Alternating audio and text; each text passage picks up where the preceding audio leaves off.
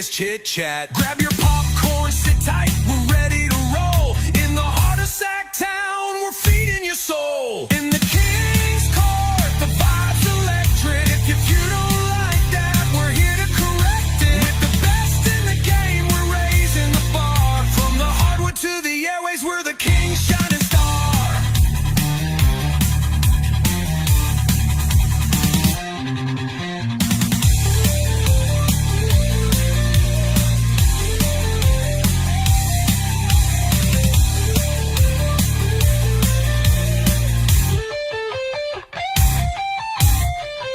With the NFL, Adams in the ring. Rhino's got the wisdom, hear the praises we sing. Court in session, it's a royal affair. With the fans all around, feel the passion in the air. In the King's Court, the vibe's electric. If you don't like that, we're here to correct it. With the best in the game, we're raising the bar. From the hardwood to the airways, we're the King's shining star. Hello, Friday. You made it. Time. It is Friday in the King's Court. Court is Order in the court. session. What's going on? I know we've got a lot of excited fans here in Sacramento. One game under the King's belt in Vegas. We'll talk about it. Very good sample size. First 40 minutes. I thought Grant, though, opened his show so perfectly last night. This is how Grant opened. Check this out. What will very obvious be to me, because I've been doing this for a long time, both on this platform and on radio. So I'm ready for it. I'm ready for a massive overreaction to one summer league game. So bring it. Let's do it. All right. Let's do it. Let's do it. I'm serious. Let's do it. Let's have an overreaction. All right, here it is already. Devin Carter is terrible. Here we go. How concerned should you be at Devin Carter going 2 of 14? Yeah, I was waiting for the other side of the overreaction with Max and how he played. Nique and remember that guy we talked about yesterday, Mason Jones? Yes, leads the team in scoring, 17 points. Excuse me. Been working through something all week. That's why there was no Monday show. 17 points to tie Nique for the game high for the Kings. But all in all, a performance that gave you some hope, at least through Summer League. And I said yesterday, I really believe this team, probably the floor, just because of the experience and the age on this team, should be the semis in the Summer League tournament, whatever you want to call it, once they start breaking it down to a winner goes home. So we'll see. They play again tomorrow at 5 o'clock against the Chicago Bulls. So we'll get into all of that. We're brought to you today by Bennett's Prime Cuts Seafood Steak. 3 locations in the greater Sacramento area. We'll talk about them more here in a little bit. My man Brian Bennett sent me an email announcing something pretty cool. So tell you more about that as the show goes along. That's Bennett'sRestaurants.com. You can still make it to happy hour today, 2 to 6. You got weekend brunch all this weekend. Bottle of champagne, 2 entrees. Under $60. Hard to beat. Hard to beat. I know the McDonald's big breakfast, that's hard to beat too. But anyways, you know what? I'm going to break format and go to BJ right away. He is in Vegas. He was at the game last night. So I want to get his thoughts on, it's coming in video too. Here we go. BJ, let me get you in here. And then we'll set up the rest of the show. Yes, we will talk about Scott Perry's appearance on NBA TV. I might have a different explanation. Nobody knows, but I do want to give you the other side of that.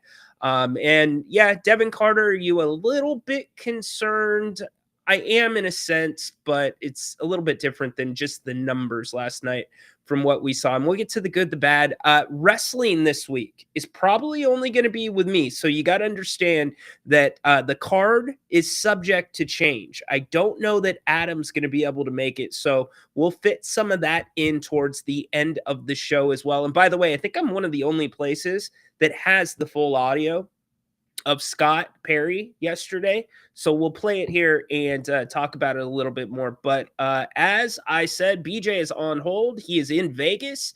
He was at the game last night. BJ, what's up, man? Hey, good afternoon, everyone. How you doing over there? Rhino, you sound like you're getting over a little bit of pneumonia or something. Yeah, like asthma or something, huh? I am actually, indeed. That's exactly what I'm getting over. Oh, I diagnosed you. First guess was it pneumonia? Yes, it was. My son had it, and then he passed it to me. And this is, you know what's crazy, BJ? It happened last year at the same time. Same time of year. Maybe air conditioning or something. I don't know. Interesting. Anyways, I'm glad you're doing better and you're back on the airwaves. You know, one thing I noticed here in Vegas is the energy of the crowd. I think people are just man, there's a lot of basketball fans, especially that Cooper Flag, Bronny James so-called matchup. I was impressed with how full that stadium was. I mean, it was packed, and it was just every little type of play.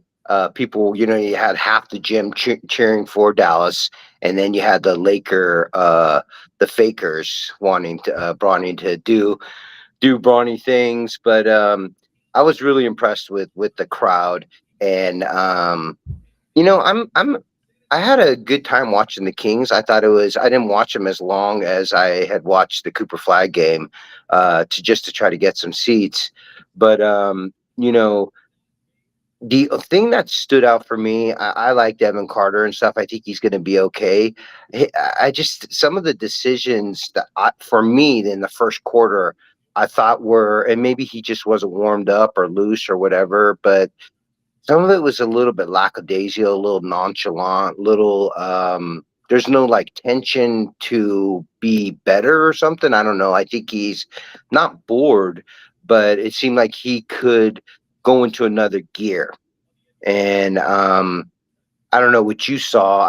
I'm a big fan of Mason. If Devin Carter and Mason could be meshed together, it would be an incredible player. I think Mason is really good.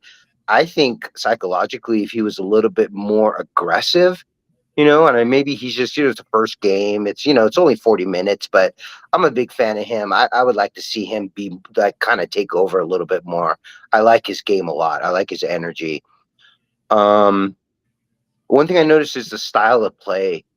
The style of play of like swinging the ball and skip passes and stuff like that. That's not happening here. There's a lot of driving to the lane and kicking out all the way out to the 3-point line instead of, you know, there is no mid-range in Vegas. The mid-range is gone. So, and I think you could score a lot of points that way, but you know, it's a tournament. It's more of a show. It's more of a dramatic expose, so to speak, of players. I'm getting ready to jump in an Uber and go see Utah against Charlotte. I want to see whatchamacallit, see how his body language is. And I'm a real big body language guy. Yeah. So, you know, some of these rookies to me seem like that they've already made it. And I don't know if it's just the way of the world, or if it's the basketball scene right now, but well, in a way, they have already made it. They've been getting paid in college. Good point. You know, great point. I mean, it's just interesting. I find, you know, let's go to the positives. Our rookies, I love their work ethic. I love their body language. I love that they're team guys. Of course, they're going to have to be on a weight program. I think all the rookies are going to need to be on a weight program, but that's the norm. I like the team basketball of that Nique kid. I think that he can go to the lane and make some plays.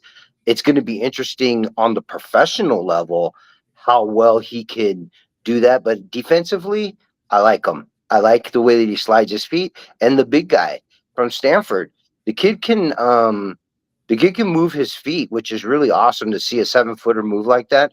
And more importantly, he boxes out. He looks to put a body on someone. And what more can you ask? I mean, he doesn't need to shoot threes, even though he's going to.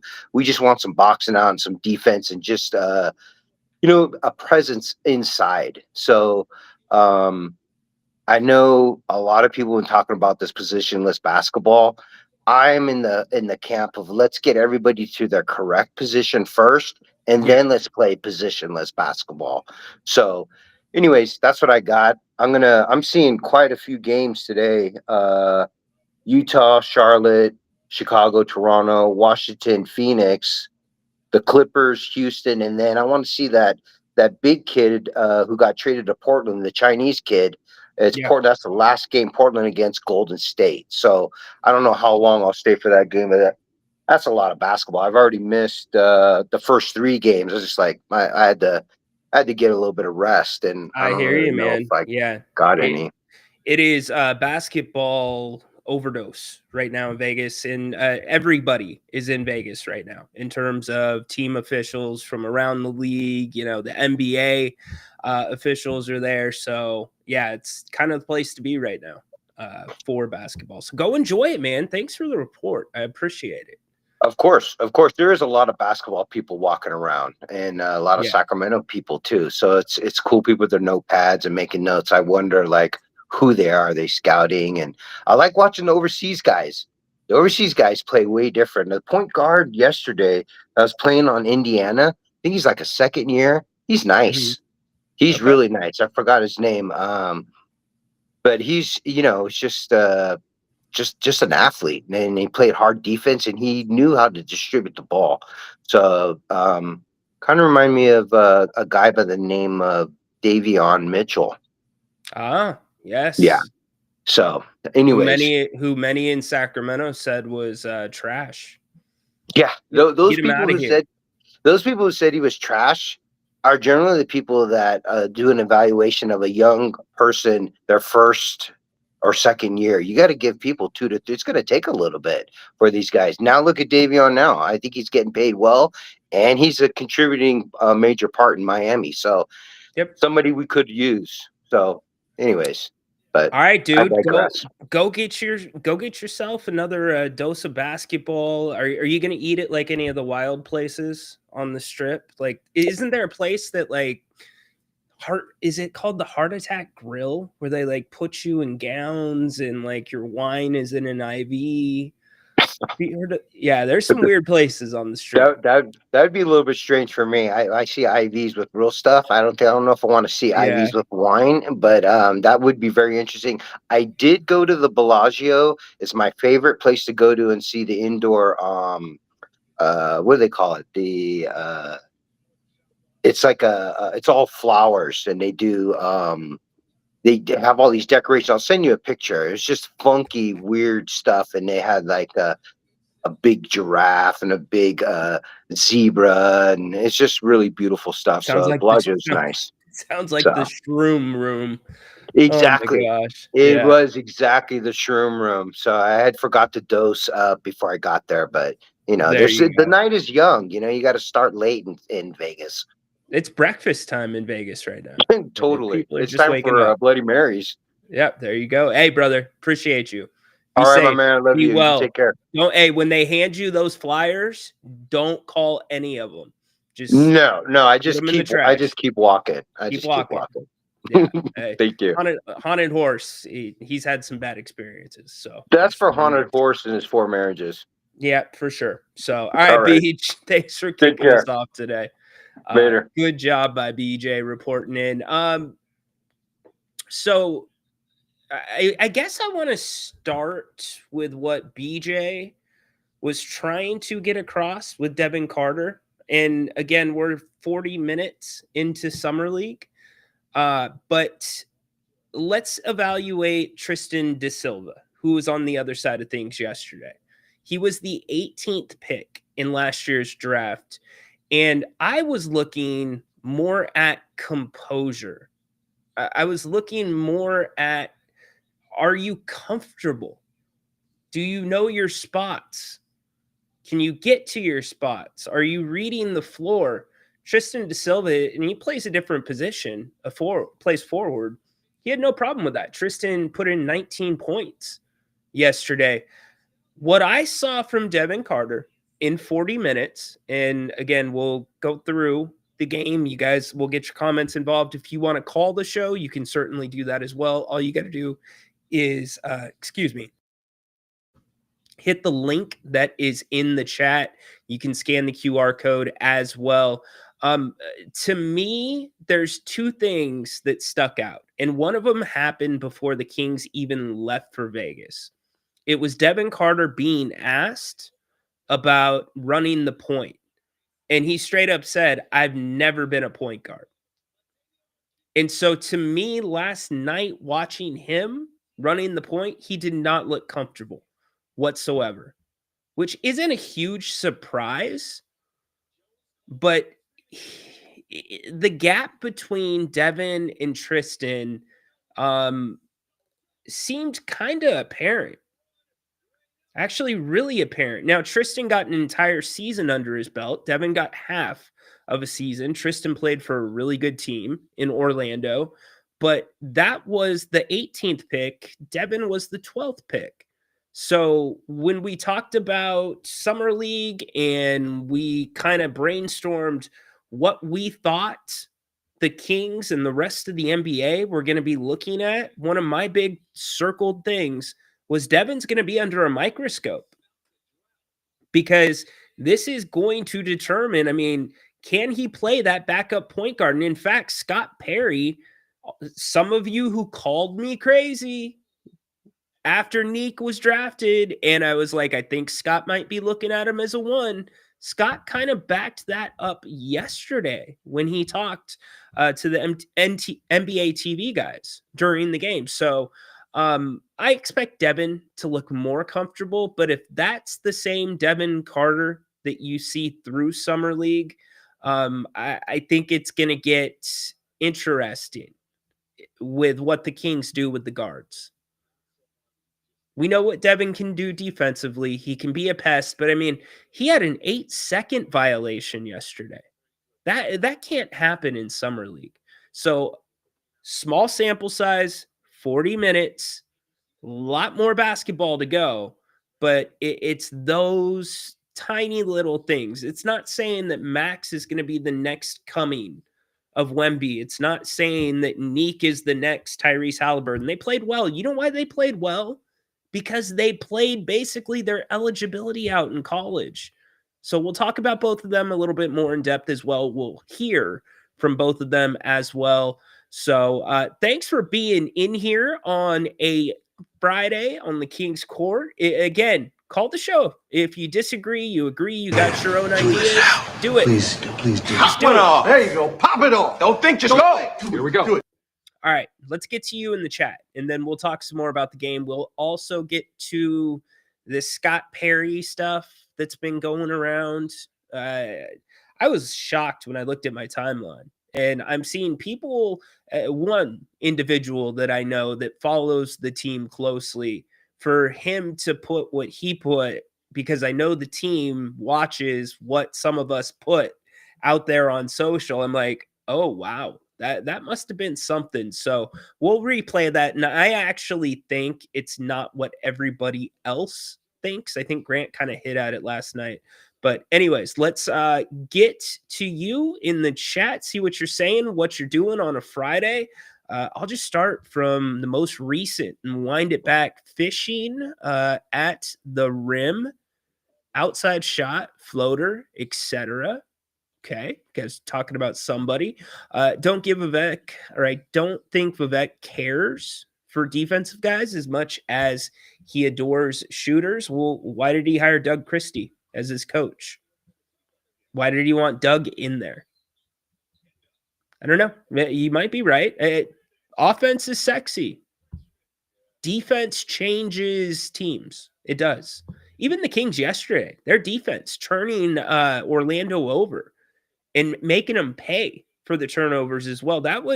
These guys have been playing together for 3 days. 3 days. is what they've been playing together. And so it goes back to what I've kind of said coming into this. It's an older group, which means they should play well. You got 4 G League champions on that roster. Mase, man, he looked so good last night. Really proud of Mase. Really proud, and I hope that continues for him.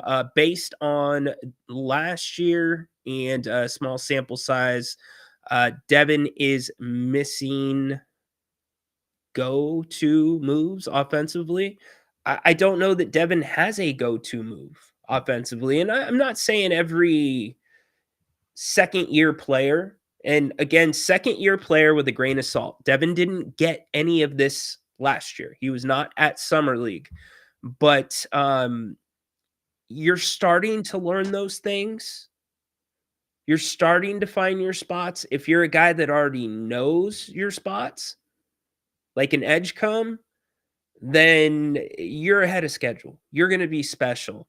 But we can't judge everything off of just one game. I mean, Max, and I'll talk about Max more in depth, but I was incredibly impressed with his floor vision and his poise. He was incredibly poised. He made the right plays from the perimeter, and he made plays for his teammates. So small sample size, could be completely different tomorrow against Chicago. But yeah, there were some things to like. I'm not going to lie. There were some things to like. Mac, thanks for calling in, buddy. Hey, how are you? Doing all right. How are you? Okay, just calling in before the boy wakes up from his nap. There you go. Playing some college football 26. I wanted to ask you something about just college football, if that's all right. Sure. So I was thinking, I wanted to ask, do you think Lincoln Riley might be on the hot seat? And here's why I might suggest he is. He's really underperformed at USC. Whether it's his fault or not, they moved to the Big Ten, which was an unpopular move under his tenure. And during that tenure, he got to leave the cannibalistic Pac-12. Yeah. And has floundered. They just put in tons of money into their facilities. And now he wants to do away with the Notre Dame rivalry game, which, a lot of alumni really appreciate that game, which would make your schedule even softer. And the quote is, it's tough for us travel-wise, and it's a lot of money to travel, which I'm like, oh, yeah. That's BS. Yes, he's dodging, right? He wants a cupcake schedule. So my question is, if Lincoln Riley can't get into the playoffs this year, is there maybe a change at guard at USC? Mac, forgive me. How many years has he been there? Is this year 3? I think this is 3 or 4. Okay. Because what has he done other than bring Caleb Williams with him? Yeah, it's a good question, Mac. I think most college football coaches are on the hot seat. And I think that with the NIL and the transfer portal, it's completely taking the focus off of football, or it's taken a lot less time, or a lot more time away from focusing on football. And it's transferred it to trying to get guys to re-sign, trying to get guys to stay. I've seen it on the basketball side with my alma mater, and the coach is becoming really legit, like salesman, like petitioning the city, going on the radio saying we need money. But I think you've got to give him it. I guess, Mac, how do you, if he's going into year 4, then yes, I would agree with you. If he's going into year 3, maybe you give him one more year. But my thought is, like, they expanded the playoff to 12, right? You weren't even like ranked. He hasn't got a big win over Oregon. He didn't get a big win in the Big 12. Like, that's that's concerning, right? Yeah. He didn't beat Washington when you were in the Pac-12. Like it couldn't beat Utah. So like I mean, I understand about the year 4, but even in year 3, I mean, didn't Tyrone Willingham only have 3 years with Notre Dame before they moved on? I mean, that's kind of my point. Yeah, it was different though because you were recruiting, you were having like usually the idea was you would get 4 or 5 years Right. because your first year you're inheriting somebody else's team. Correct. You're getting probably half of their recruits because some will drop off because they wanted to play for the other coach. So realistically, going into 2, 3 is when you're getting your guys in and you get your sample size and they're adjusting to college football. I don't know how to judge how much time coaches get anymore, just because how it's so year to year. Unless I guess this would be the question, Mac, because if you're looking and going by the Colorado model, where Dion did better last year, but he was horrible the year before, but that university's making money hand over fist. I think that's what matters the most to a lot of the boosters and a lot of the administration. So, I Yeah. don't see a financial problem with USC yet. No. Well, but I mean, also he brought like half his recruits from Oklahoma with him, including the Heisman Trophy winner to USC. So you could argue through the transfer portal, he somewhat brought his team with him. Okay, that's fair. So I mean that's I don't know.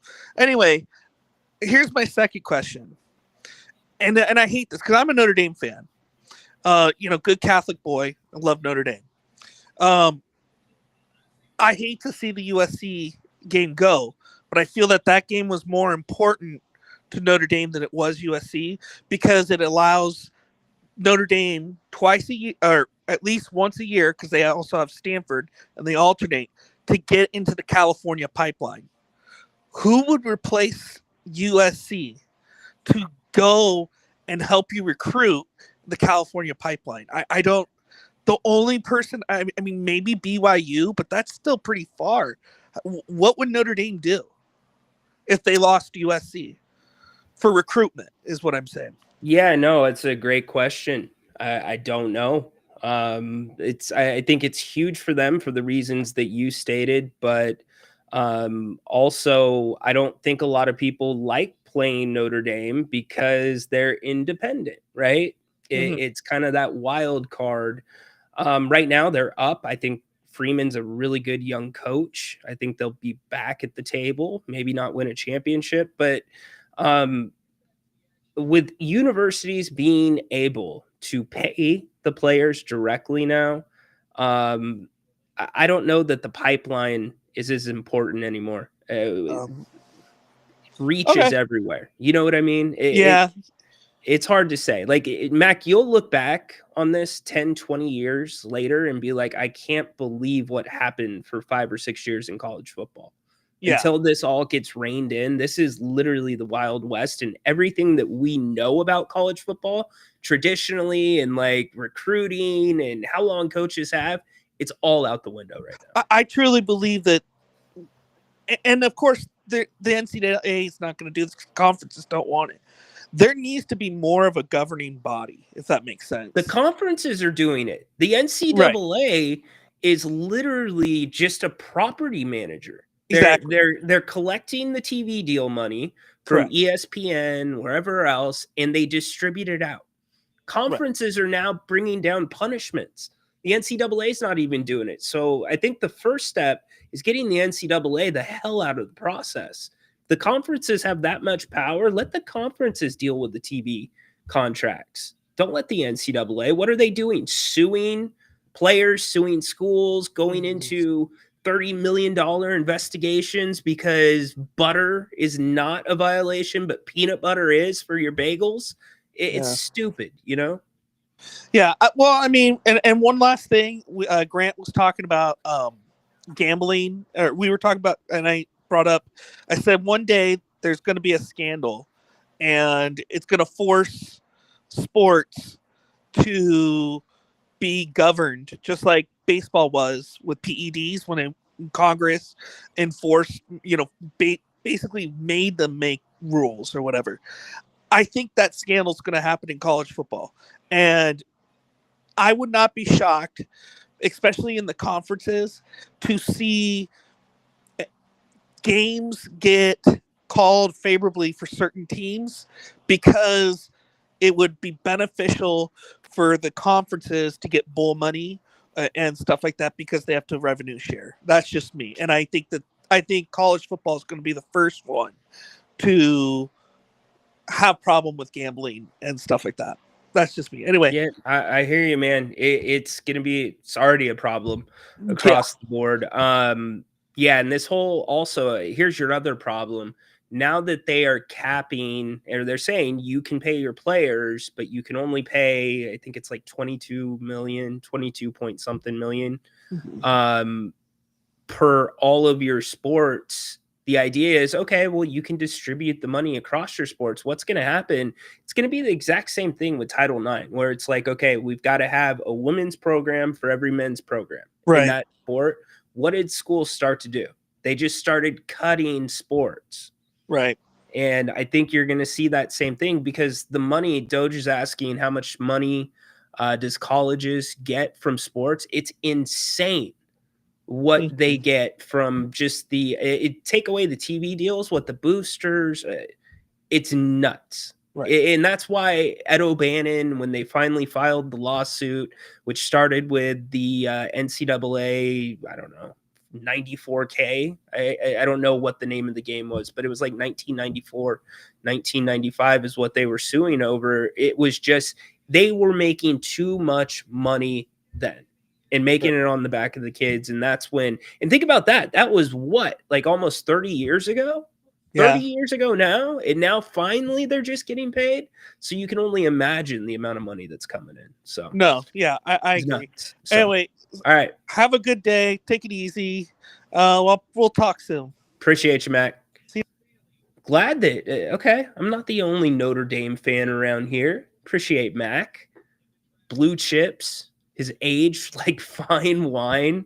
So you know what, Patrick, when we had the debate about movies, Blue Chips never came up. It would have to be a part of that group. That was a damn good movie. Shaq, Nick Nolte, man. Nick Nolte. You remember seeing him on The Apprentice? Oh my gosh. That dude beats to his own drum.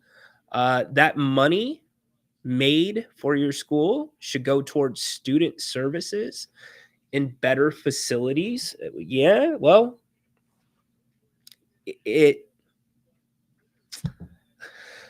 I understand what you're saying. I can tell you that some things do, but a lot of, I'll be fair here. There are a lot of programs that get huge donations that are independent of, they're just boosters. Whether they name them in a trust, whether they make a large donation to make sure their tax threshold is below because they've got money coming out of their ears and they don't want to give it to the government.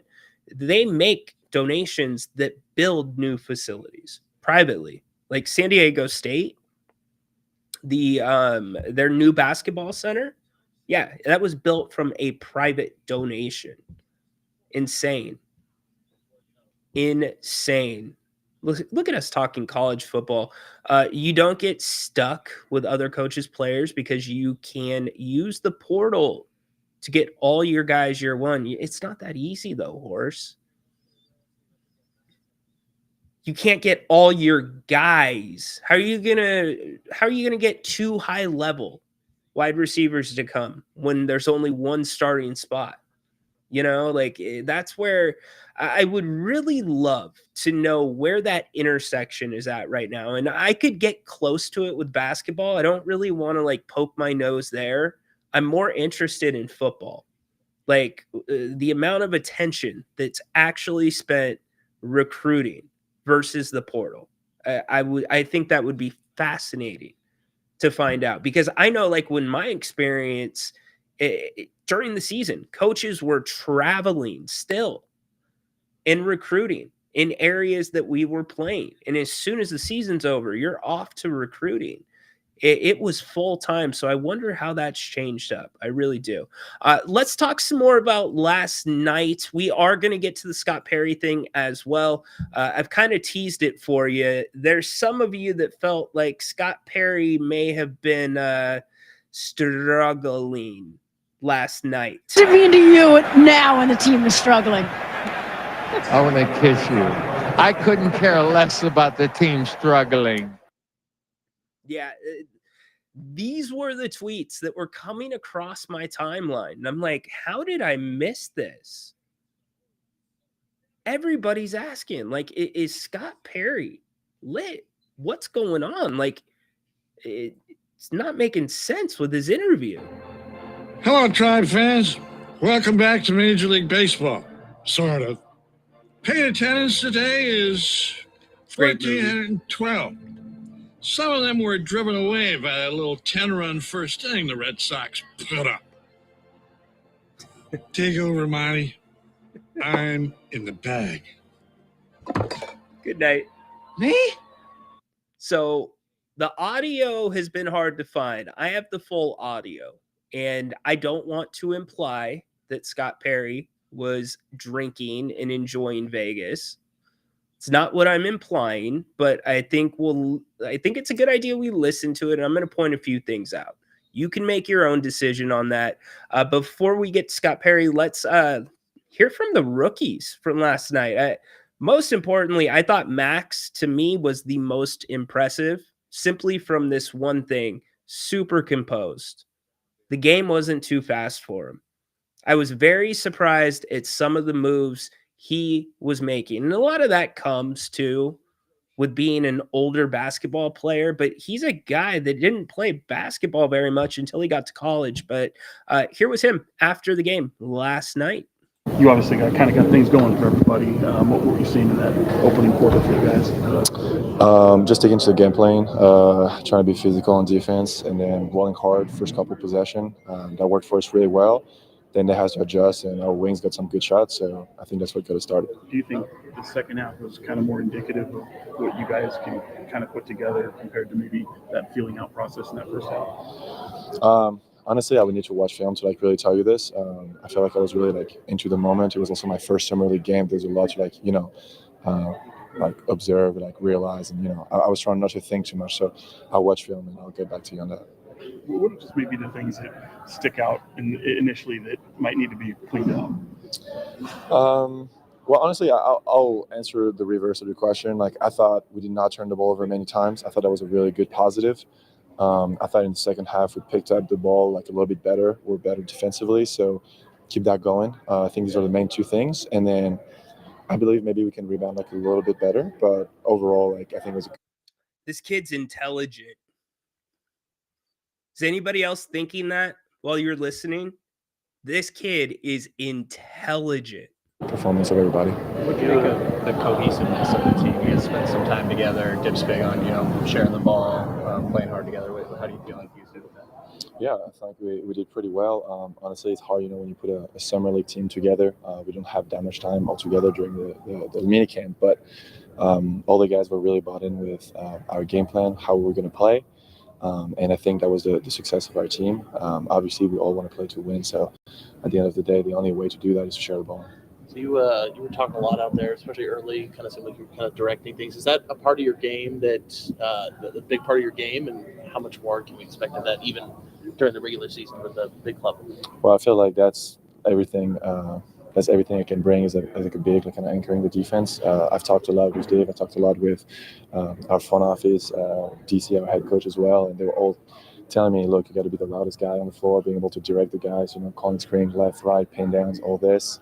And then later in the game, once you recognize action, being able to kill the play before it even happens. So telling them if they're going to hurt curl, telling them that they're going to set a step up, whatever. So just being able to communicate, help the guys, and then at the end of the day, when you have guards that also manage to get over the screen super easily, it makes the job so much more easier for everybody. So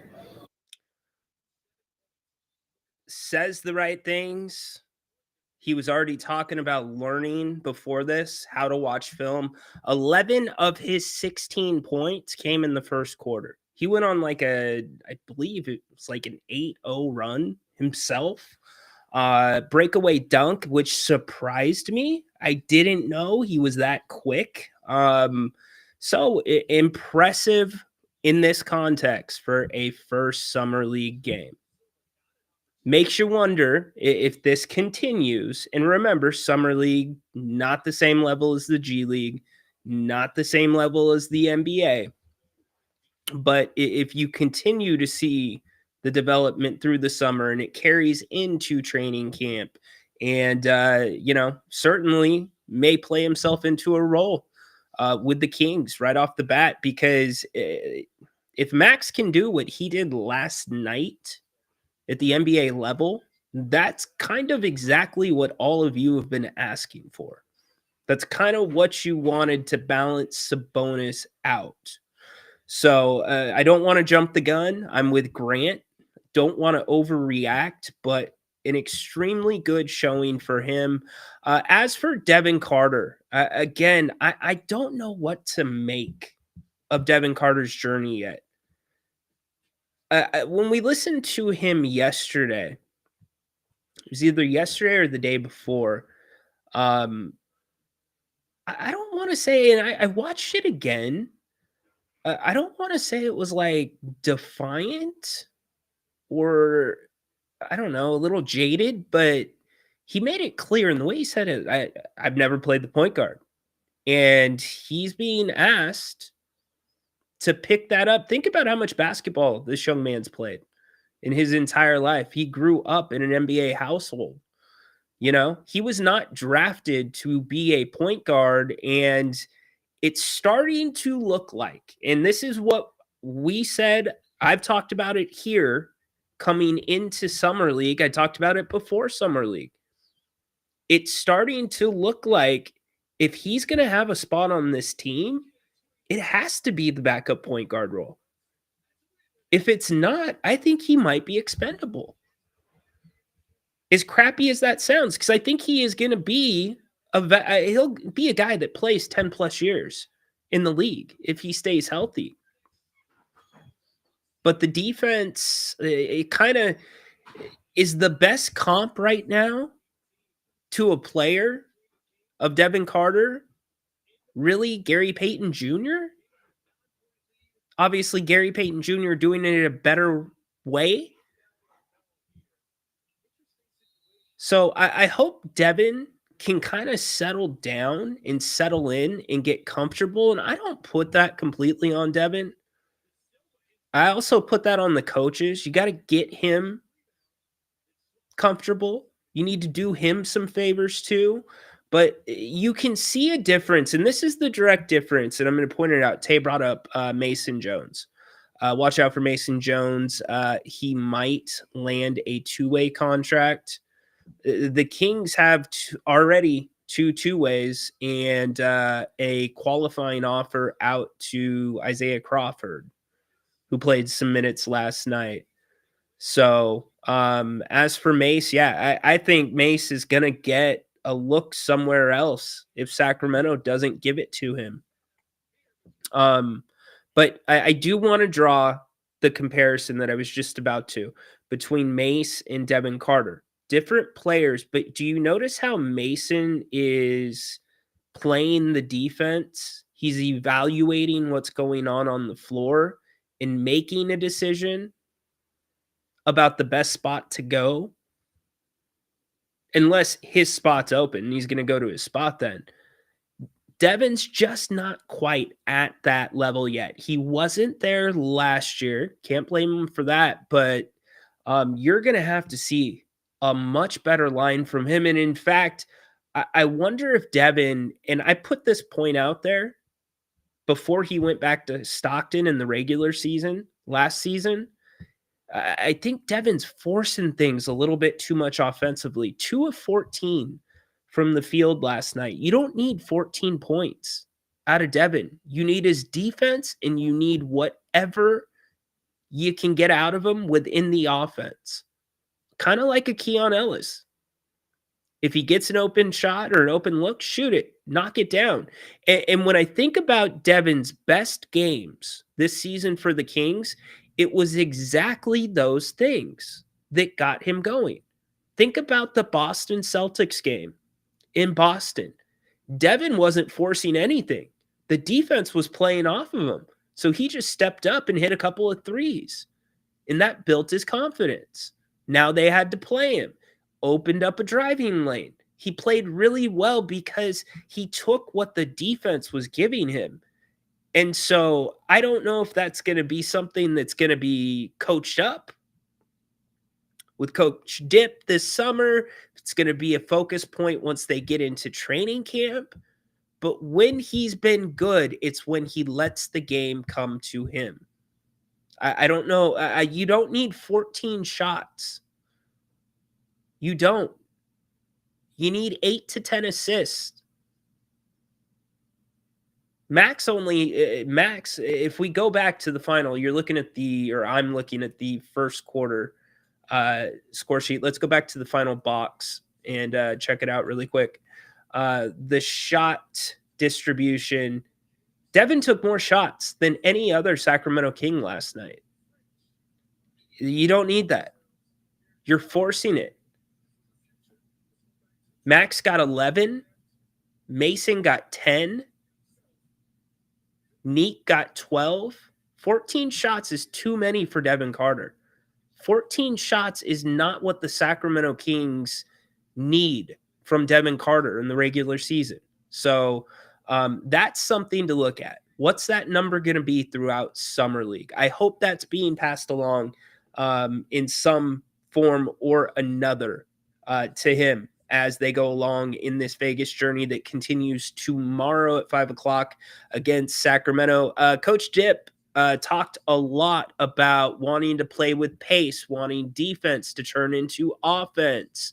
A lot of that came to fruition last night. I was really impressed for a team that only had a couple practices together. This is why when you have 4 G League champions, you've got older rookies, it's going to be a little easier to pick up. That's why I say I think the semis is the floor for the Kings. But the fact that the Kings did most of the things that Coach Dip was asking them to do, tip of the cap. Here's what he had to say after the game. What stands out about that one? It's just the togetherness, There's a lot of hands that helped out in that game all across the bench. TK came in, changed the game, his energy. I thought everybody across the board, including the bench, even the guys who didn't play, we just felt very connected in that first game, and that was what our goal was in this short training camp. How much was that maybe a pleasant sight, being that it was the first one? Yeah, no, it's definitely a pleasant sight getting the first one. 100%. You're absolutely right. They are. And I think force is a strong word, but with the roster construction as it is right now, that to me is the only place that Devin Carter is going to be able to fit into a rotation, is if he's the backup point guard. And if he's not going to be able to run the backup point, I think they're going to look at him a little bit differently. I think that becomes more of an option where if you're going to make a trade, if you're going to do something different, he'll be part of the discussion. Teams will value his defense. Teams will bring him in just for that and say, we don't need anything from you on the other side of the court. We just don't need you to turn the ball over. Just need you to play defense. You've heard his name mentioned in trade rumors. He's got to be a point guard to be on this roster. He just does. You're not getting rid of Keon Ellis. You're not getting rid of Dennis Schroeder, obviously. And you got to think about, you really do, Mason Jones. You've got to give Mason Jones a good, long, hard look. I know Haunted Horse is going to go grab that audio. Back to Coach Dip. But, the winning is a byproduct of all the processes that they went through in the last 4 days, and I'm just happy that they got the right outcome that they want. And the guys played hard. What are your thoughts on Max? He really seemed to be a connector out there for the guys, and obviously kind of went on a little run of his own right there at the beginning. Yeah, no, Max plays so hard, but he's so smart, and he can play everywhere on the floor. So there's just he's kind of like limitless in his potential, and he can affect the game in so many ways with his energy and effort, but then also his skill. And I really enjoyed watching him today. I saw it today. How much did he just kind of get you guys going early? Max? Yeah. No, he really helped us early, just getting like some offensive rebounds, get even some sprays and doing all the little things. Like Max, we look at the points, but the intangibles that he was doing was incredible in that first half. You have a lot of different guys playing point guard at times, but obviously Devin gets that start in that role. Just what did you make of what you guys were able to do in that? Yeah, no, I thought Devin did a great job. He was communicating with me, the play calls, he's getting the guys in the right positions, and we're playing with different. It's not many point guards, it's just different ball handlers because we're trying to play so fast. If we slow down, it's just trying to find a point guard, we won't play too slow. I want to defend and I want to run. And then when we have a set play, Devin's going to orchestrate it, and he did a great job too. I know you haven't looked at film, but what's going to stand out in your mind when you go back and look at what to work on? What to work on? Yeah. Yeah, I just think stay away from the ISO ball. I think we had a little possession where we were sharing the ball and stuff, and then it got a little ISO based.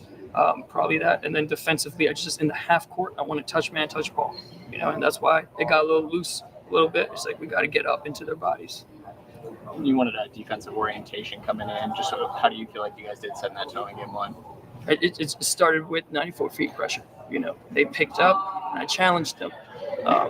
Every single day in training camp, they increased the percentage of picking up every single day, every single practice. And today, I said, okay, last scrimmage and our dress rehearsal yesterday was about 60%. I challenged them to do it 80% of the time. And we chart that. We have a coach at the back, Marty Wilson, charting it. And so they went 82% today of picking up. And that affects the game. It makes it a little difficult to get to your spots. All the catches are out. And then it makes it harder to run your offense. What's it mean for you to coach and get a win in your first summer league? I think I'm absolutely grateful for all the people that have helped me get to where I am, starting back in Toronto at Ryerson University, Canada basketball, that foundation that layered for me. Yeah, his story is actually a pretty cool one. He was a video coordinator for the Kings last year and has worked his way into an assistant coaching job and coaching the summer league team. So congratulations to him. What you are looking at right now, what was interesting? The ISO ball comment. We don't want ISO ball. How's that going to work when we roll into the regular season? I'll be interested to see that. But the picking up, that's good. Can the Kings maintain it?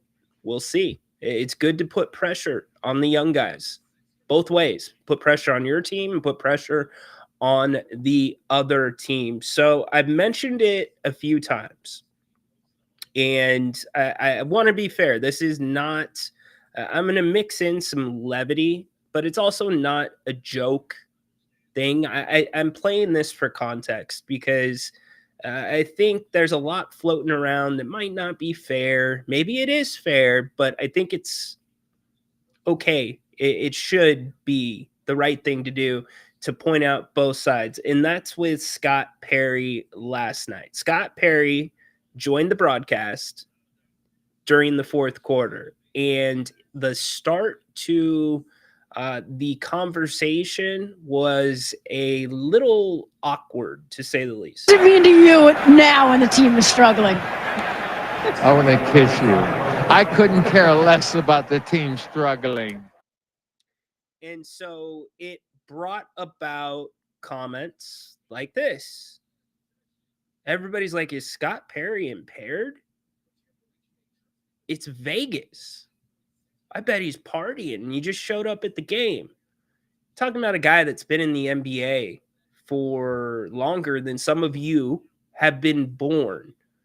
I would find it very hard to believe walking into your first summer league game knowing that you're going to be on TV, that you would be inebriated. But welcome back to this game. We're going to play the audio. Here you go. Orlando Magic. We're joined now, the general manager of the Kings, Scott Perry. And first and foremost, we just need you to hold it together. I know that's your guy over there. We got to keep this thing together. Exactly. He's dying to get me on the golf course. He can beat me up. I told him we could be partners. Exactly. Partners, man. Okay.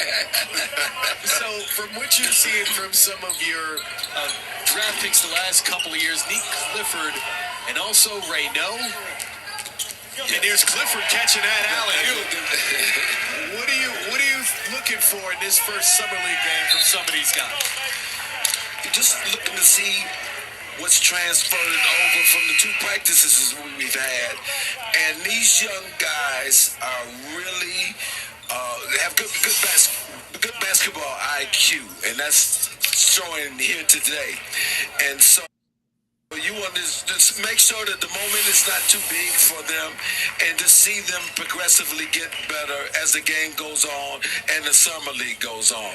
And now, Scott, I follow you on social media before you took the job, and I love just listening to your philosophy and how you like to approach the game. Talk a little bit about the mission statement coming to Sacramento, what you impressed upon ownership of how you envision taking the Kings in the direction you foresee. Well, Greg, as you know, any good team has an identity, especially any team that's won a championship. And so that's the first thing that I wanted to get done. So Kings basketball is going to be known for competitive, tough, team-oriented, disciplined, accountable, and professional. So that's what we want to get established, and we want those type of players.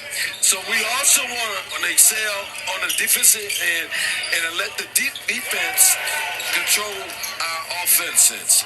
And so this is the first kind of the introduction to that, and we want to build upon this throughout the summer and the season.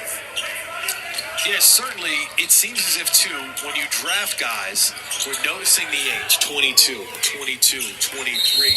Are you going into the draft thinking, okay, we need guys that can come in and contribute immediately and going after guys with a little bit more experience? Well, I think part of it is where we drafted this year. Because we're late in the draft, you're going to get more experienced players. If you're up in the lottery, we know that the guys 18, 19 years old are going up that high.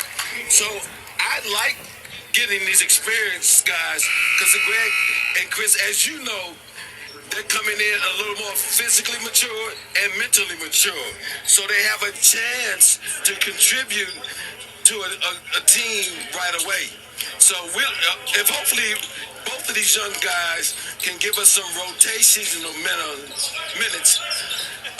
during the season. Now, when you first got to Sacramento, did you say to yourself, wait a minute, I just traded Tyrese Halliburton and... All right, let's pause it there. Definitely didn't sound normal. Can we agree on that? Something was a little bit off. In fact, he repeated himself twice, and there was, a little bit of stumbling on his words, which we can all do. So that was what a lot of people were reacting to. Let's show you the other side of the interview. Did that at least, you to be honest, I know that had at least crossed your mind. Well, as a point guard, Greg, it does. And so, and I was there, drafted De'Aaron Fox the first time. So, on my opening press conference, I talked about the need for us at the point guard position. We obviously just addressed that with Dennis Schroeder, a veteran guy who brings that toughness and that edge that we are looking for as a team. So I think he's going to be able to help us in that way this year. And we're going to continue to look at that position because I still believe, and I'm a little partial to that position. I didn't play it as well as you did, Greg. You played it well. No, exactly. But I know how important having that quarterback on the floor is. You know, it initiates not only your offense but your defense. And so that was extremely important and came to a roster, quite frankly, that really didn't have a true point guard on it. So we're going to be looking to do that. I'm watching Nique Clifford in our practices. You know, he's comfortable handling the ball, and I think he's going to eventually grow into somebody that can at least give us some minutes, maybe in a backup capacity at that position. Boom! Boom! Not usually the guy to say, I told you so, but I told you so. Everybody's like, why would they think of that? Because he's played it all through high school. And at the point guard position, many nights, you would have an advantage with a point guard like him. We've seen just a very small sample size. We haven't seen him pressured a ton. Be completely different. Completely different. If he played last night against an NBA team and you saw the same result. But Scott kind of opened up there. I think to a degree, that is why you have yet to see a second true point guard signed to this roster. I know there's still a little bit of smoke behind Russell Westbrook's name. Malcolm Brogdon still kind of floating around out there via some reports. But I think that's a lot of what this summer and this summer league is about. It's looking at who can be that backup. Because guess what? As much as you want to play up tempo and as much as you want to be able to just have different guys bring it up and guys get into their spots, the reality is, as we sit right now today, on July 11th. By the way, happy birthday to my brother, my little bro, Nick, joining the 30 club. Happy birthday, Nick. I know you'll be listening or watching at some point. But as we sit today, you have Zach LaVine and DeMar DeRozan on your roster, which means you are going to have to get into some sets. And also something that I have been a big proponent of, having to get Keegan Murray more involved, which also means sets. You're going to have the point guard to do that. So that's where I think a lot of the focus is. A lot. Because once you get to the middle of the season, once you get towards the end of the season, if the Kings somehow, some way find themselves in a play-in or a play-off spot, you know how the game changes. It becomes half court. So back to Scott. Because he's got a really good basketball IQ. He passes well with both hands. And so I'm really excited to watch him grow, too. How does it help when you have a guy like Domantas Sabonis, when you go look for point guards or guys that can handle, when you have a big man that passes so well? Very helpful, when you have a big man that can pass the ball. Again, I'm a believer in sharing the game, and that's from every position. I think when you have a team that passes extremely well and cuts well, that's tougher to defend. If you're pounding the air out of the basketball, that's going to be very different. I mean, that's easier to defend. I mean, obviously we have some great players in the league that can do that. We score a lot of points. But as I came in here and you're talking about creating an identity, I want us to really share the game, having a big man like that who's unselfish, who obviously is capable of scoring, but him being able to pass and people be able to cut off of him the actions, and he can operate from that high post area. I think can give us advantages on a lot of nights. Yeah, and to your point, Scott, the thing about the game, the dimensions of the floor haven't changed, but the court's gotten so much bigger because of where guys play from now. 15, That's a 20 years great ago, you question. didn't have to guard guys at 30 feet from the basket because they weren't shooting out there. Now that the game has opened up, to your point, your big's ability to play in space becomes really important. And the young man, Renault, has shown that he has a good feel for how to play in space. I mean, he's got a mature physique. Even though he's a little older, he's still got some maturing to do. But he seems to have a great grasp of how to play the modern game, where as a big, you got to be able to impact it above the free throw line. There's no question about it. And that's what attracted us to him. He does have a very good skill set and a very good understanding how to play the game as a modern big. Yeah, that's a Christopher. That is a name that seems to be very interested in Sacramento, reportedly. So throw campaign into the mix too. Throw him into the mix. I know the Kings don't have a ton to work with, but they have assets that can be traded, younger assets. Again, that's why I think there's that big eye that's staring right at what happens during Summer League.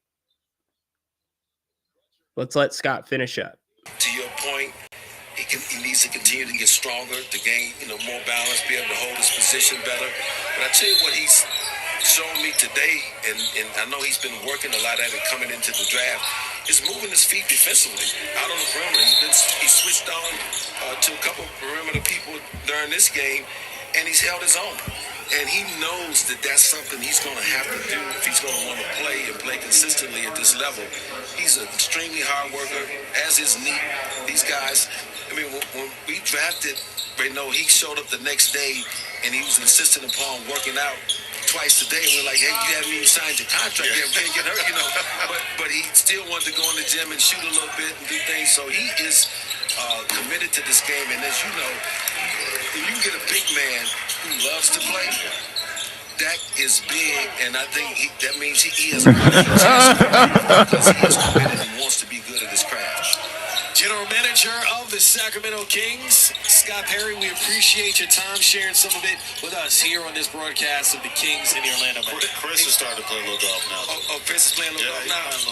How many strokes is Greg giving me? So I know how many I need to get when I play him. Exactly. All right, so that was Scott Perry's time on NBA TV last night.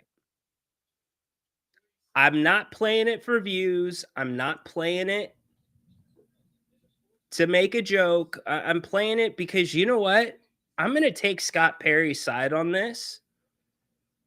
Like, if you asked me to be an expert witness based off of what I know and my experiences, being on other people's podcasts, doing this show, when you get heavy feedback in your ears, and that's not including listening to the producer that's giving you 2-3 words about what's coming up next or a replay that's flying up, when you are hearing yourself talk a second behind talking, it is so difficult to navigate. Like, it's so hard. You can't even, I can tell you when it's happened to me, I'm having trouble putting a thought together. Like, I feel like I'm going a little bit crazy and my focus is there, and my focus isn't on what I'm being asked. My focus is like, what's going on? But you got to keep going. It's live TV. There's some people that were in the building that said Scott was pointing at his headphones. And do you notice how right in the middle of the interview, it completely cleans up? Theoretically, Scott went from slurring, sounding a little bit off, maybe hit Margaritaville before the game, didn't order an iced tea. He got the Long Island version of it. It sounded like that, and then it's clean as heck. Look, I've been inebriated. I know some of you have most likely been inebriated. When you're talking, it doesn't usually get better. it usually gets worse. So for those that are out there and heard it and saw it and said, you know what, I can't believe Scott might have been drunk on NBA TV at Summer League. If I was an expert witness, my testimony would be there was an audio problem with Scott's headset. So, Mr. Perry, in my court, Order in the court. you've been cleared of drinking on the job. Now, I could be completely wrong. I could be way off. Maybe it is the complete opposite. And Scott started to sober up as the interview went through. And he was able to get his way out of that seat quick enough. But I don't think, I don't see it. And also those that thought he might have had a medical emergency during the interview. Look, this is NBA TV, national TV. You don't think that they're going to they'd be all over that. So again, I think that it was taking them, because Scott probably doesn't know the terminology. I know Grant dropped it last night on his show. Scott probably doesn't know that terminology. When he does his podcast, it's with one other person. So you do all your sound checks beforehand. It's a headset that's being passed back and forth between different guests. What I'm saying is I think we need to kind of look on the other side of things and write it off to a technical issue. I just don't see Scott Perry doing that. I don't. So that is where I stand on it. So a responsible take. You have now heard what everybody has been talking about, and y'all know how I am. You know, I will call the Kings out. I will call him out if I felt opposite, but I've got Scott's back on this one. So thanks again for being here on a Friday. Getaway Friday. Hope you're doing well. If you want to call the show, you still can. Got about 30, 40 minutes left to go. John Finch, it was NBA TV, not CBS. It's still national TV. It's national cable, Finchy. National cable. So what's the debate? What do we need to talk? What's PK upset about? What's going on? Christopher chiming in. Love DeMar as a player and a person, but the entire ball movement stops when he gets the ball. We need movement. There has to be a deal out there that brings us some good value for DeMar. Christopher, if you can find it, let us know. Unless you're talking about Golden State, unless you're talking about Toronto, maybe as a sunset, I don't see it. Miami got Powell already. Cleveland, they're over as we sit. I would like to see a nice landing spot for DeMar. I think it's mutually beneficial for both parties, the Kings and DeMar. I want DeMar to be able to compete for a championship at the end of his career. That's not going to happen in the next 2 years here in Sacramento. It's just not. And if you believe it is, you're living in a different universe. But I don't think that there's a deal out there right now. Could be wrong. Guys could get hurt. Teams could have slow starts. I do believe I'm getting closer to ticking my percentage up to about 70 to 80%. Jerry was at 70% that DeMar would be on the roster opening night. I'm getting close to 80% now. Trade deadline, probably a different story. I think if I had to put a percentage on whether DeMar would be traded, I think the trade deadline's way more likely at this point. BJ says a mushroom drop. I don't have a mushroom drop. I don't have Super Troopers. The schnozberries taste like schnozberries.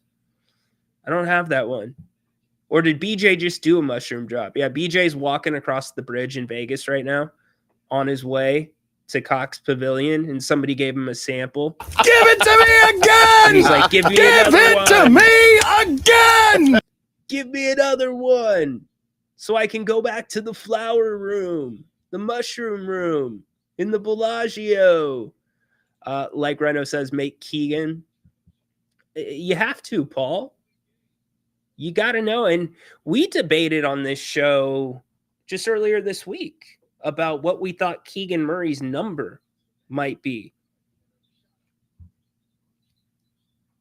I'm still thinking he's around 27 as we sit today per year. That includes the premium to keep him in Sacramento. I think 27 would be where it starts. So from my seat, you have to get him involved this year offensively. In fact, you're being negligent if you're not getting him involved. And, part of that's with Keegan. Keegan needs to, and he did the latter half of the season last year. He needs to put his foot down too and grab the ball and take it sometimes. The latter half of the interview smoothed out. Yeah, it definitely did. Scott, you are cleared, my man. Order in the court. The King's Court has ruled that you were not inebriated. We've got your back. Sounds like all of you kind of agree with that too. But man, for a second, let's not lie though.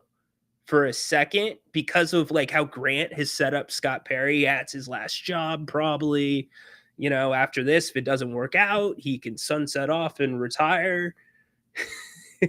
For a second, you're like, man, is he lubed up? Because you've got Doug Christie and Woody sitting right there courtside too. Man, that would have been interesting. Let's see. Are the Clippers all done with deals? I think they are. I just something tells me that they are with the last deal. Getting John Collins.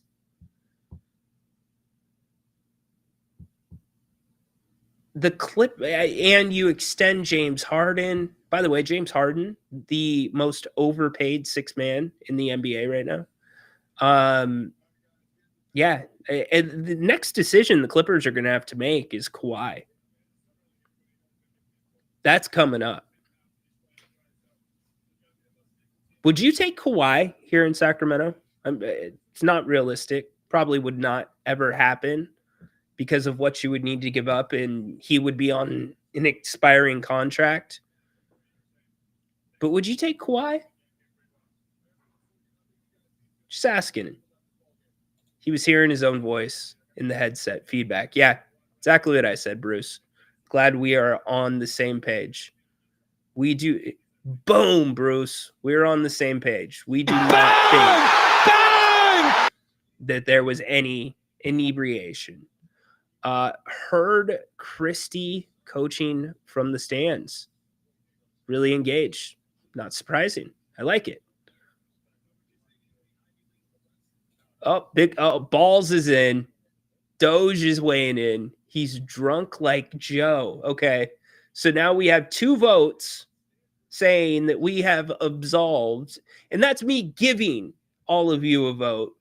We've absolved him. We've said it was feedback, and now we have a vote. To you now when the team is struggling. He's going Joe Theismann. I want to kiss you.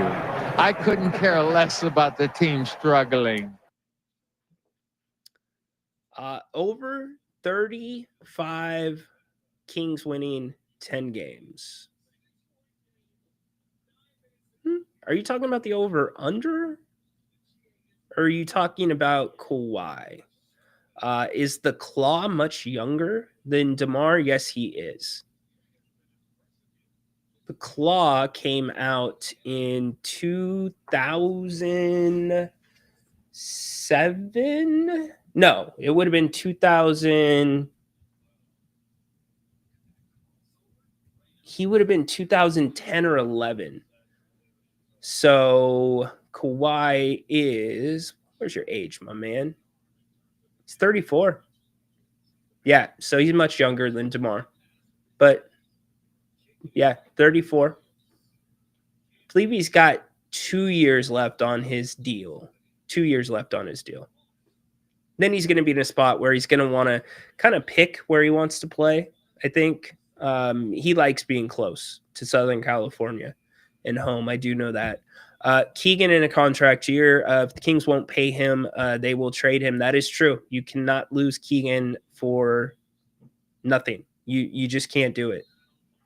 That would be a very, very bad mistake to make.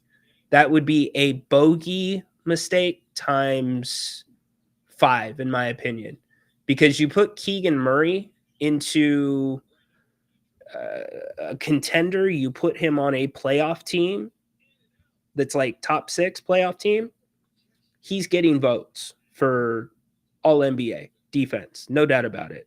And then there's this other stuff that we can't get away from. I just wish this would stop. So NBA Central, Cleveland, this is per NBA Central. Cleveland is only interested in LeBron James in a buyout situation. Okay. So you hear that and you're like, okay, why are they talking about a buyout? And why did LeBron opt in? And now he's got Rich Paul sending letters. Well, NBA Central reports this. The Lakers reportedly informed Luka about the sale of the team to Mark Walter, but never told LeBron James, per Ramona Shelburne and Brian Windhorst. Quote, when the Buss family finally agreed to sell a majority stake in the franchise to Mark Walter on June 18th, Doncic was given a heads up and notably posted a congratulations on social media afterwards. James was not given the same notice and did not post any acknowledgement afterward. So, first off, who cares? Unless you thought you were going to have a shot at buying the team. You thought you were going to be able to get in on that ownership, LeBron. I'm getting really tired of this LeBron stuff. By the way, Cooper Flagg looked decent last night. Bronny James, talk him really quick, came out and played okay offensively to start. The one thing that I did notice about Bronny was he's put on some weight. He has got some more muscle. His shoulders are broader, which is only going to help him be able to find a niche. It's going to start in the G League and go from there. But that was actually, I think that's a big deal. Rock says, I think Max will be a bigger factor than Nique because he will get more playing time. Way too early to tell. We're 40 minutes in to the Summer League proceedings. But maybe they aren't winning 40. So you know the over-unders, right? The Kings are at 37. Let's look really quick. We'll put the NFL up too. The Kings are at 37 and a half. Which way are you going right now? The under is the favorite. The over is the underdog.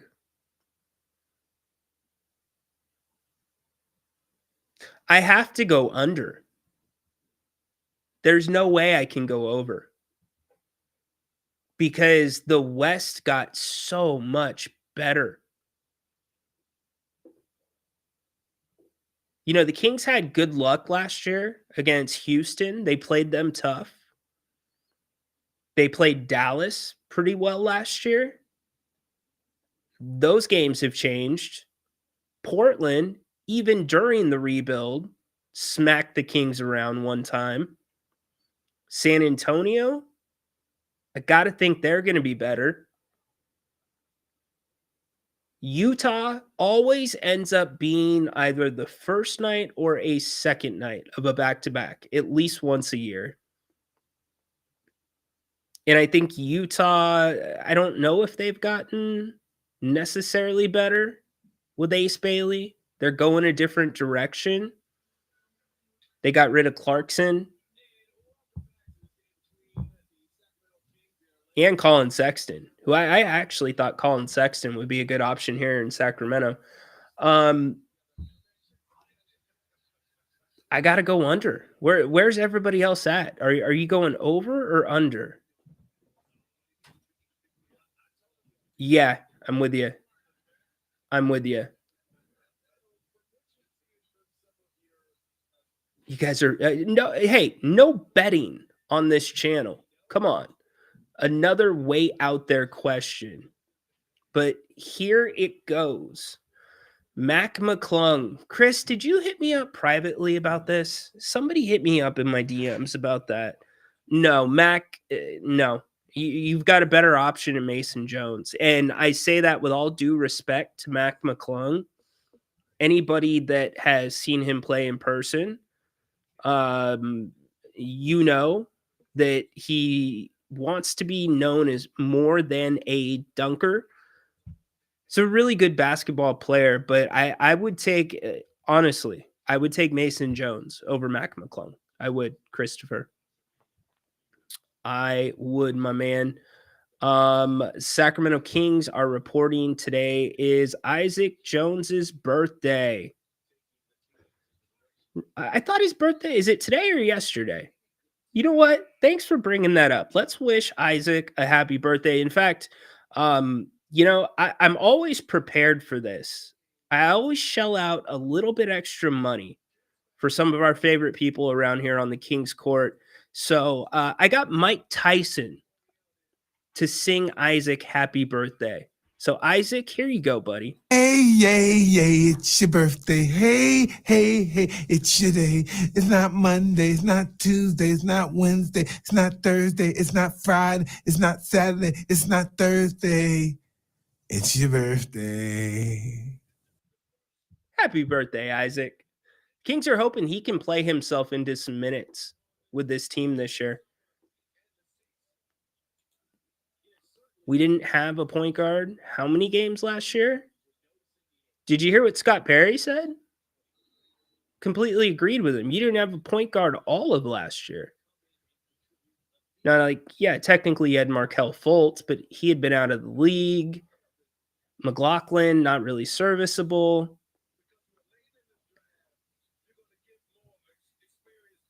Yeah. You didn't have a point guard. Domas was right. Well, the biggest thing is we need a point guard, that's for sure. In fact, that's really where, to be completely honest with you, that's really where the beam team train, or whatever you want to call it, started to come off the tracks. It's when De'Aaron, after breaking his hand, settled more for the jump shot, which then made the DHO a little bit easier to guard, and him settling for the jump shot and the three ball, though he shot it at a higher percentage that year, meant the ball was not swinging that extra pass. And that, to me, is where the Kings needed to. At a trade deadline, they should have brought in another point guard. We thought they needed another point guard the beam team year. But yeah, that's probably the fatal blow to this. You had to have the point guard, because then everything falls on Domantas Sabonis' shoulders. Everything. I mean, credit to Domas for not letting his frustrations bleed into his play. You would never know he was frustrated. I mean, when we heard this was right around Christmas, when Domas, he was questionable coming into a game, and we were hearing that he was closer to unlikely and out for the game. And he ended up playing, and he played massive minutes this is when we knew, all right, something's a little off track. This was Domas in December. A day away from each other, perhaps. I mean, is there a way to have tough conversations and look in something there kind of moments? We just got to work. I mean, we dug ourselves in a pretty bad hole right now, and everyone just got to come in and work. Watch film, come in, lift, shoot, do whatever you got to do to get everyone's confidence back. When you popped up in the injury report earlier today, did you think you'd end up playing 31.5 minutes tonight? I did not. We're at this point where I can't really rest. Even if it's hurting, we got to try and win games, and I feel like my team needed me. How are you feeling after this one? Yeah, when you say that, yeah, I was a little surprised. That will catch some ears. You're looking at the rosters for tomorrow, most notably the name that I am looking at on Chicago, Mase Buceles. Guy's a player. The Bulls like him a lot. The Kings are going to have their hands full defensively with him tomorrow. That's going to be a really fun matchup, in my opinion. That goes off at 5 o'clock Pacific. You'll get your second taste of Kings basketball from Vegas. Vegas has games, as BJ said, going on all night tonight. You can catch those on the ESPN networks and also on NBA TV. You know what else is going on tonight? Happy hour right now at... Oh, sorry about that. Whenever you hear that, that's a basketball contact calling my phone. Don't need to talk to them right now. Hopefully we don't get a copyright. Bennett, happy hour going on right now. 2 to 6 o'clock. Actually happens every day of the week. Go to BennettRestaurants.com. 3 locations here in the greater Sacramento area. Rockland, Roseville, Howe, Fair Oaks, all awesome. If you want to do the weekend brunch, I like the Rockland and the Roseville locations. Beautiful patios. They got a little bit more outdoor space there. Food the same at all 3 of them, though. You can't go wrong. Prime cuts of seafood and steak. Brian Bennett actually hit me up. I've told you this from time to time, that they will roll out special menus throughout the year when Brian gets inspired by ingredients, because everything they do there is homemade and fresh.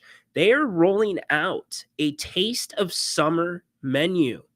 How about that? 2 courses, a great starter, and a choice of 4 entrees for $30. You can also add on a dessert for $5 if you want. I'm looking at some of the selections. They look incredible that you can do with that.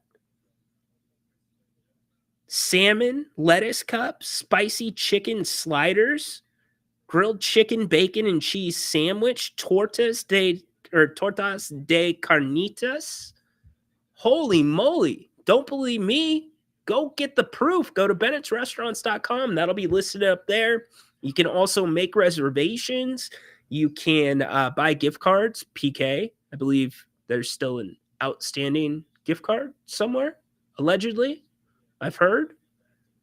And much more over at Bennett'sRestaurants.com. Again, prime cuts of seafood and steak. Bring your appetite, because the portions are incredible. Very fair, too, for the food that you are getting. You can find Grant and I there all the time when Grant's in town.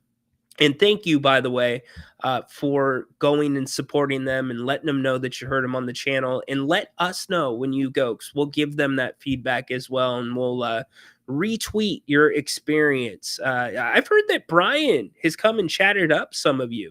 And then magically, 10, 25% comes off your check. So very generous guy, Brian, Margot, and everybody over there, the team at Bennett. So that is the Kings' opponent tomorrow, the Chicago Bulls. I expect the Kings, again, to at least make the semifinals of the Vegas Summer League. They've got an old team. They've got experience.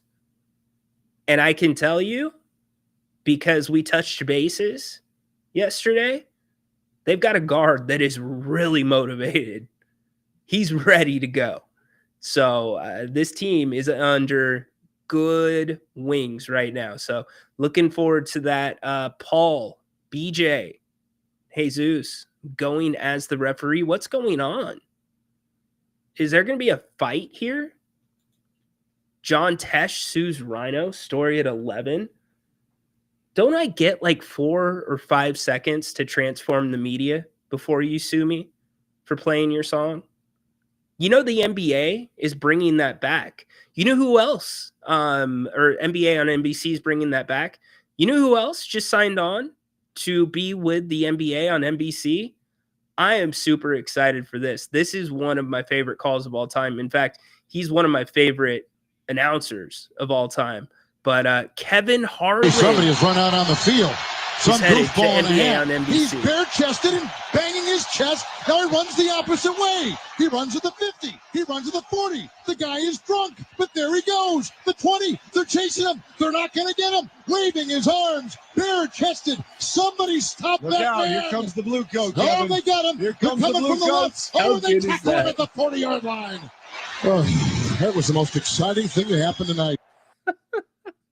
Kevin Harlan's the best. He is absolutely the best. And by the way, if you are an up-and-coming aspiring broadcaster and you have the opportunity to meet him, he always has time for people like that. So really cool to hear that he will be a part of the NBA on NBC. I have no idea what this bet is that you guys are. And by the way, do not use this show as evidence. I'm not putting my stamp on Order in the court that you are making right now in here, but I am going under 37.5 wins for the Kings. Got to appreciate the feedback on Mac and Mason. Yeah, Mason, he's biting at the apple. He realizes that this is his time to really show what he can do. So let's see. That's dope. All right. So here's what we're going to do. We've got about 20 minutes left in the show. Usually Adam joins us for the wrestling segment. Adam Uso. He is not going to be joining us today, which means the wrestling segment is on me. I know many of you stick around for the wrestling segment. Many of you probably are turned off by the wrestling segment. We do it on Fridays, so let's talk a little bit of wrestling because you've got some shows coming up, some big shows this weekend. So I'll let Triple H ask you. Are you ready? So tomorrow you have AEW All In that is actually in Adam's area. It's in Texas. Adam will be attending that show. King's Court hooking him up with the VIP access. So we will expect some reports back from Adam. But big match there. Hangman, Adam Page versus who is it now? Dean Ambrose, who is John Moxley. AEW has done an excellent job building up Hangman Adam Page. It's almost like a 1.5, 2-year storyline that has been done very similar to Cody's, except in different ways because Hangman has been a champion before. I think it culminates with Hangman winning the title tomorrow night. So look for that other big match, Swerve Strickland. And check this out. Will Ospreay teaming up to face the Young Bucks. Got to have Swerve and Will Ospreay go over. I am going with those two. And then Tony Storm and Mercedes Moné. Yes, that used to be Sasha Banks, Mercedes Moné. I think this is where Mercedes earns another belt. Tony Storm, one of the best women's wrestlers at least characters, maybe of all time, what she's done with that character. So AEW All In is their WrestleMania. It's going to be a stadium show. If you want to shell out the $50, do it. If you don't. You can find it online. You can find links to it. WWE, let's switch gears. They have 2 shows this weekend. You got Saturday night's main event last night or tomorrow night.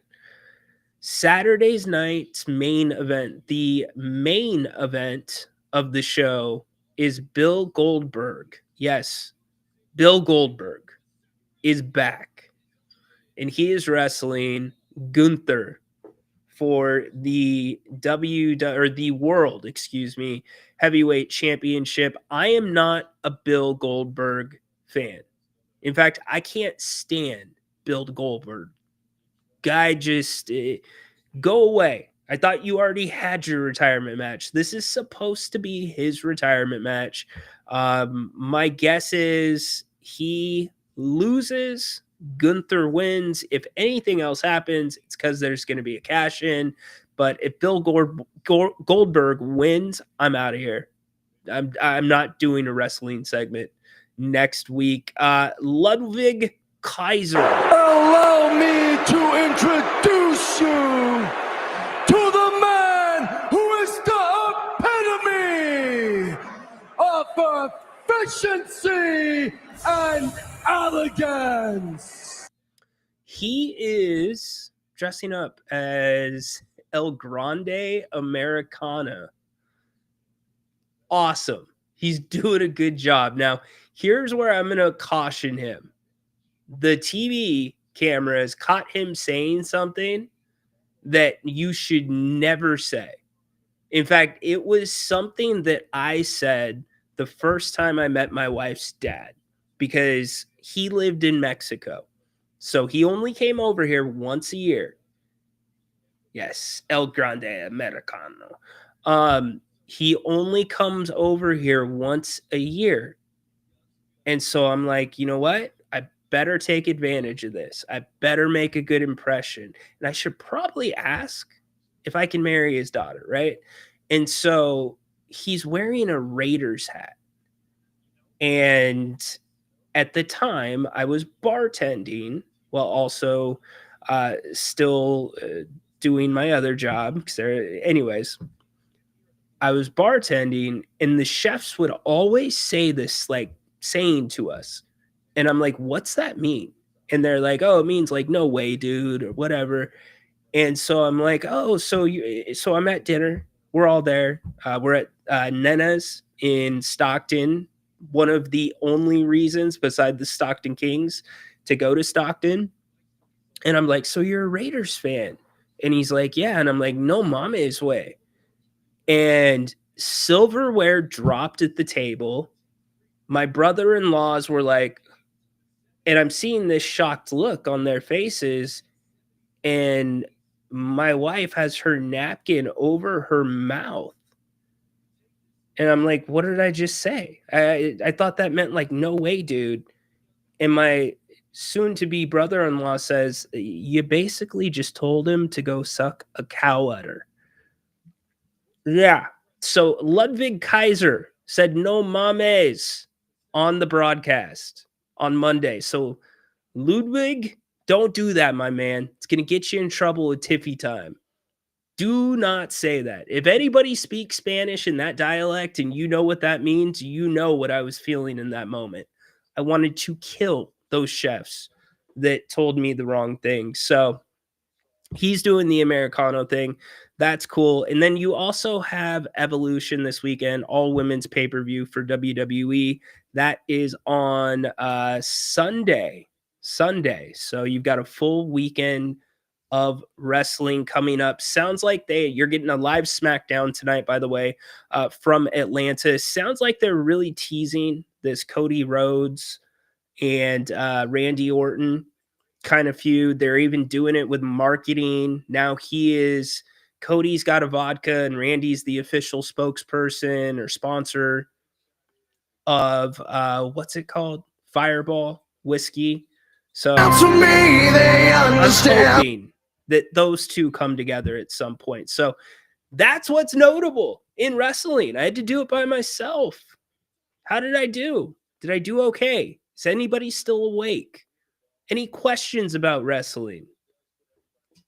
Netflix boxing tomorrow night. That's right. Netflix boxing. I don't know the women that are boxing, but I do know it's on there. Do you have to pay for it? I know they messed up with the Tyson Paul fight. It was having some streaming issues. Worked in a restaurant where people said no mames all the time. I finally looked it up and what it means, and I was like, whoa, right? So how am I gonna, in that same night, then be like, sir, can I marry your daughter? Yeah, so that got put off. For sure got put off. It was all right. I'm not talking about the fight. I'm talking about the streaming of the fight. My eyes will be on the Kings tomorrow night. I'm excited and interested to see what last night, how it translates to another 40 minutes. My wrestling knowledge goes back to the mid 70s, and I left it there. That was a much different time, Patrick. Patrick, you like grew up in the time where wrestling was considered like real. You know what I mean? It helicopter, man. And so here's how I tried to bounce back from it. The next year that he was coming back from Mexico, like, all right, here's what we're gonna do. We're gonna get him to a nice dinner. We're gonna not gonna say no mames. I'm gonna be good, right? Superstar Billy Graham, the Wizard. I don't know the Wizard. I do know Billy Graham. What about Bob Backlund? Bob Backlund, anybody? So I gave him his choice. I said, hey, any restaurant you want to go to, on me. We're gonna go to dinner. We can bring the brother-in-laws. We can bring everybody. I know I miss Adam too. He's gonna be there tomorrow. He's gonna be there tomorrow though. Bruno Sammartino, Andre the Giant. There you go. We're getting some good names, dude. Andre, I'd like to go back and watch some more of Andre the Giant in his matches. I saw one the other day where he had to wrestle the Ultimate Warrior. What a train wreck. And I was Warrior guy over Hogan every day of the week. And it was just an absolute train wreck. So anyways, out of all the restaurants he could choose, anybody have a guess? I mean, it could have been Ruth Chris. Could have been Morton's. It could have been Bennett's. Even better. Bennett should have been at the top of the list. Could have been Palermo. Nice little Italian place in Elk Grove. Stunning. Steve Austin. Yeah, that was funny. WCW days. He's trying to be like Ric Flair. He chose Hometown Buffet. Yeah, Hometown Buffet. R.I.P. R.I.P. to Hometown Buffet. First 15 minutes to report in what I saw last night. Yeah, BJ called in already. He's good. Let's send you all into the weekend. We will wrap it up. If anything happens with the Kings that changes anything in terms of a move, we will get back with you and get back on the channel to break it down. Doubt that will happen before Summer League's over. Again, to just kind of summarize what last night looked like, the rookies looked really good. They should. And I want to kind of make this point. They should look good compared to guys that are younger and have only had a couple of practices together. So they were good. Mase was awesome. Mason Jones, I'm telling you, I think he's going to be in the Kings training camp. I think he is going to force the Kings' hand. I really do. He's going to force their hand to have to give him a look. Devin Carter, he's in a difficult spot. He's got to figure it out. Remember, he was not drafted as a point guard. It's not why the Kings drafted him, but now you got Scott Perry, a completely different management in the front office, and they're looking at things differently. So can he prove he can play the backup point guard role? And then Max looked awesome, looked incredible yesterday for 40 minutes in Summer League. So we got to keep that in perspective as well. But it is the Kings and the Bulls, 5 o'clock tomorrow. We will be back here on the Kings Court on Monday. Let's see, Gorilla Monsoon matches. I never realized Gorilla Monsoon was... I did not know that Gorilla Monsoon was a wrestler. Peter, breaking news. Grant Napier reports the 2025 Summer League. Yeah, what's next? NFL fantasy football. Hope you're right on Mason Rhino. We'll, Paul, if it's, and by the way, this is not like Mason Jones coming in and saving the Kings season, but I think he is as good of an option as some of the others they're looking at. And he is forcing their hand with his play, with his work ethic, his drive, his leadership. He's proven he can lead a team to a championship. He's been able to do everything the Kings have asked of him and more. Oh, if you want to run the wrestling, I'm down. Let's let the crowd vote. Do you want 10 minutes of wrestling with Adam and Rhino? Adam is in the house, or do you want to shut the show down? We can go into the weekend. What do you want to do? All you could trust was the salad bar. I know. The backup choice was Long John Silver's too, by the way. How about that? First 15 minutes to report. Yeah, you already got that. Yes, you do. You do. Yeah, no wrestling. Let's shut her down. I'm with you. It's 5 o'clock almost. We are going to get into the weekend. Adam, we'll save it for next week. Maybe we'll sneak in a bonus wrestling segment during the week to make up. Maybe we'll do a little something Monday. We'll see. I'll get with you on that because you will have plenty to report. Yeah, we'll shut it down. Appreciate y'all that said, sure, go ahead. We'll shut them down. So, all right, we are back. You just want to look at Adam? It's not weird. BJ, man, I told you, brother, do not take anything that somebody hands you. Don't do it on the street in Vegas. Thanks for reporting in, BJ. Thanks to Mac for calling today. We are back on Monday. Thank you all for an excellent week here on the King's Court. Thanks for putting up with my voice issues. We will have our normal, as my voice cracks up again, we'll have our normal. Hello, Friday. I've been waiting for you for a long time. Friday show next week. Wrestling will be back. Kings 1-0 in Summer League in action again tomorrow. Good first 40 minutes. Keep it in perspective. Scott Perry cleared in the King's Court of any inebriation.